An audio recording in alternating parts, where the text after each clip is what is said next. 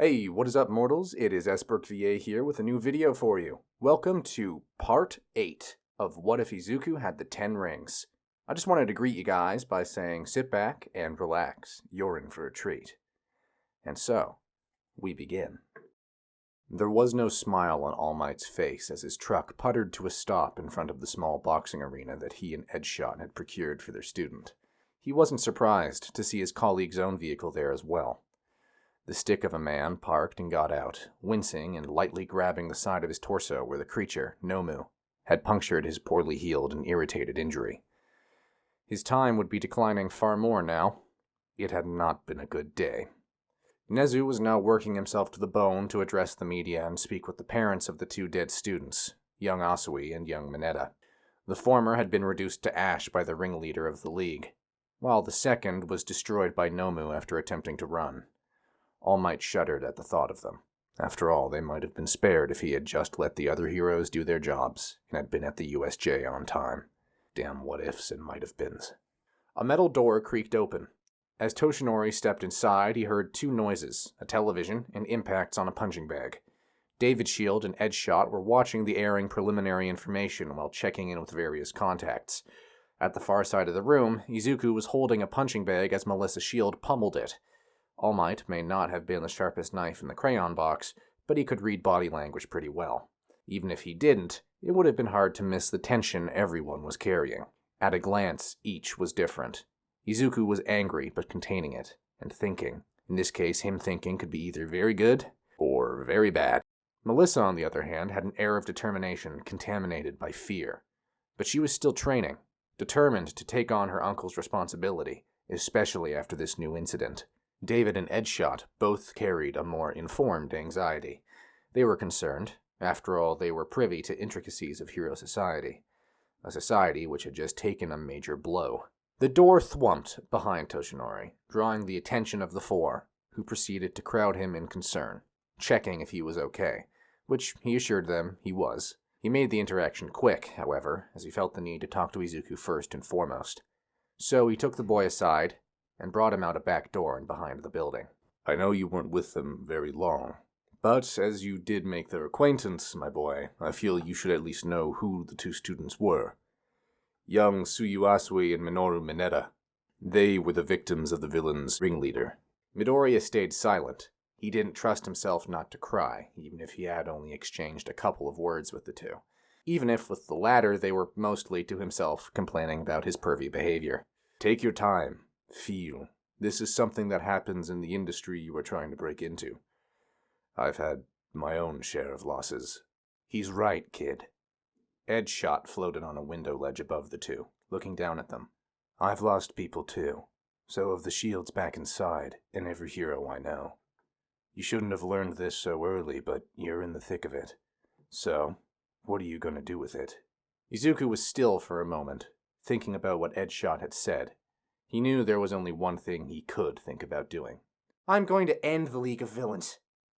I'm going to avenge Asui and Mineta, and I am going to make sure they don't hurt anyone else. Then you're still going to need training.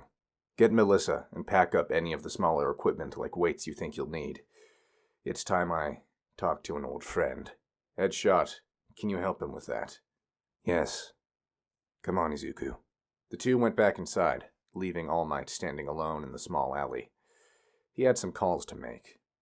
The first one was really just for his own conscience. He pulled up an old contact, one he hadn't used in several years, and dialed. Hello, All Might. Night Eye, did you know about the attack? You seem to know so much else about the future that day. No, I didn't know. If I did, don't you think I would have warned you about a villain attack against kids? My knowledge of this future is limited. Flashes, they get vaguer as this progresses. It's the same reason why I was anxious about your apprentice's potential villain path. We are past the point of pure certainty. I see. Do you really think so low of me to believe I wouldn't even try to save children? No, it's been a long day. All Might, keep smiling. I will, old friend. This video is brought to you by Honey. Honey is a free browser add-on available on Google, Opera, Firefox, and Safari. If it's a browser, it has Honey. Honey automatically saves you money when you check out on sites like Amazon, Papa John's, Kohl's. Wherever you shop, it's a good chance that Honey can save you money. All you have to do when you're checking out at these major sites is click that little orange button, and it'll scan the entire internet and find discount codes for you. It takes 2 clicks to install Honey. If there is a coupon code, they will find it. And if there's not a coupon code, you can rest assured that you are getting the best price possible, and there literally is not one available on the internet. If you install Honey right now, you can save something like $50 to $100 on your shopping, doing nothing. There's literally no reason not to install Honey. It takes 2 clicks, 10 million people use it, it has 100,000 5-star reviews. Unless you hate money, you should install Honey. Night Eye hung up. On one hand, All Might's question was answered. On the other, he suspected his friend of a secret he knew Mirai would be incapable of. All Might already felt the shame and tragedy of his day. He didn't want to be doubting friends. There was still another call to make, though, to a very rarely used number. But at least it didn't ring for very long. The gruff voice of Gran Torino came through clearly. Toshinori, took you long enough. Torino, it's been a while. Of course it's been too long, you've never called. Yeah, well, what's going on? I'm assuming that you've seen the news? Yeah. Damn tragedy. What happened? I'll wait until I see you in person to go into too much detail, but UA was attacked by a villain organization, and I need your help. With what? I've found a successor. 2, actually. One for my quirk and the other who I've just kinda taken a shine to. I want you to help me train them. Neither are currently in formal schooling, but even with the help of one of my acquaintances, it'll go slow with my current state. You have experience, and last I checked, you're still somehow spry for your age. I'm a bit rickety, but I'll manage. Here I thought you were taking a while to find one successor, and now you've jumped the gun and thrown yourself in head first. So, who are they? Melissa Shield is inheriting my quirk. David's kid? Why not someone with a strong quirk that can be amped? I had some help choosing her. From Mirai. Well, that's unexpected.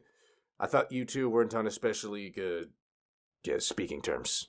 We aren't, really. He got spooked, took a step, and was pretty convincing. All right. And the other one? A boy named Izuku Midoriya. If you remember an incident with a slime villain last year, you might recognize him. Blonde? Green. There was a lot of green at that fight, Toshinori. Forest green hair, not puke green sludge. I think I can remember something, but don't quote me on that. I tried not to anyway. You wound me, you idiot. On to another matter. You said you wanted my help. One problem. I live in Yamanashi. You're in Shizuoka, or at least I assume you are, since UA's there. So, are you going to ditch your successors to train with me while you're at that school, or are you gonna force an old man to commute? I could also see if they could commute. It's a 2-hour commute. I don't want either of us to do it. Tell you what. You got somewhere to stay near Shizuoka? Not really. Then either I'm asking Nezu, or you are. You want me to ask Nezu for a place to stay? Oh, please, I know the rat. He's gonna respond to this with vigor.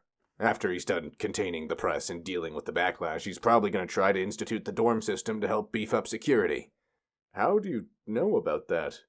All Might was incredibly surprised. Nezu had only mentioned his plans for a dormitory system to him a couple of times in passing, and that was mostly to complain about the board's refusal to let him do it. He's been talking about the basic idea for years. Always meets resistance from a few of the board members who don't like boarding schools. I remember when he had his eureka moment about the, what did he call it? Heights Alliance, that's it. Always a flair for the dramatic with him. Wait, but how do the dorms affect us here? You may not call me, but Nezu has some damn courtesy. He shot me a line after the fiasco over one of your apprentices' expulsion. Didn't actually tell me how much of an apprentice he was, but, it's Nezu. Figured I'd want to know. He was right. It's not like Night-Eye to meddle, especially this deeply. This is a lot. Then just answer the question. Are you gonna call him, or am I? How do you know he'll say yes? I don't. But he'll probably want some more experienced heroes on site anyway. Plus, he's dead curious about who the inheritor is, and he's already in on the whole thing regarding that. What was his name? Midoriya. Plus, you think he's going to turn down the PR of having the symbol of peace living and helping the students who suffered a villain attack? You'd lend legitimacy where it's been shaken. Really, he'd be stupid to refuse the request. And we both know that stupid is most definitely what he is not. Well, you're right about that. I'll call him later. Good. Suppose I'll see you soon then, Toshinori. Yeah. See you soon. Gran Torino harumphed and hung up, leaving All Might once again alone in the small alleyway. The old coot was right. Being able to live and train at UA would give his students excellent equipment, plentiful teachers, and even peers who would share much the same goals as them. It would also give Melissa access to a lab, which she would definitely appreciate. For himself, it meant that he wouldn't need to worry as much about running out of teaching time. And it wasn't like there wasn't crime if he needed to keep up appearances. Of course, it should be safe and conducive to their training. It really was an ideal setup, if Nezu agreed. For now, All Might tabled his thought process and just went inside. He walked back toward where the rest of his small group was, and quickly had to dodge a flying punching bag, wincing a bit as the movement hurt his aggravated injury. Looking in the direction it came from, he saw a panting Izuku with a sheepish expression on his face, and the 10 rings active on his arms. He must have taken over the punching bag from Melissa at some point during their conversations. Well, All Might couldn't fault the boy's work ethic, even if he was probably picturing what he thought that the lead villain looked like while beating the hell out of the bag. The damn man never took off the hand he had over his face. Melissa was similarly motivated, though, and was in the middle of a set of push-ups in the middle of the boxing ring, whilst being spotted by her father. All Might couldn't help but smile. A city away, Shigaraki couldn't help but snarl. He'd failed to kill All Might. Even if Sensei was satisfied by the deaths of the 2 brat hero students and the undermining of UA, he was most certainly not. Not a single hero had died. Even Eraserhead, who had taken a massive beating from his now-lost Nomu, was still alive. And he'd been partially decayed while having half the bones in his body smashed to dust. To make matters worse, now Kurogiri had to put bandages on his limbs because another hero had put a bullet through each. So yeah, Shigaraki was not happy. Their League of Villains wasn't doing too hot either. All Might, those students, and the rest of the heroes had managed to capture most of the League. Anyone who was left was in hiding, so now they needed to find new recruits. At least Giran was still helping them. That would make recruitment easier. Hopefully he didn't grab them dead weight this time. Seriously, what kind of self-respecting villain lets themselves get stomped on easy mode? They were kids, and half our guys had overpowered pros before. Well, they were UA students, Shigaraki. You at least proved that you are a threat. Kurogiri pulled a stitch taut and wrapped the sealed wound in gauze, all the while trying to ignore the pouting of Shigaraki, who was more worried about All Might's continued existence than the 2 pints of blood he just lost. Indeed. Not to worry. I'm sure that our next league will be significantly more successful. In fact, I suspect that we will be the subject of the many disenfranchised, misfits, and mistreated of society soon enough. Those with the will to see us through into a new world, at any rate. You will have your wish, Shigaraki. The voice of All for One boomed from the black screen and sound system of the dimly lit bar that was the headquarters of the League of Villains. All Might will die. Finally and truly. And we will rise from the ashes of this world, more powerful than ever before. Thank you all for sticking around, and I hope that you enjoyed. Before you leave, we would just like to let you know that We the Celestials has many other channels for your entertainment and viewing purposes. All the information you'll need is right below here in the description down below, so feel free to check out all the other incredible projects our team creates. Secondly, on behalf of We the Celestials, I'd like to thank everyone involved in the production of today's awesome content. Their details will be in the description below as well. That's all for today's video, so goodbye, and have a divine day.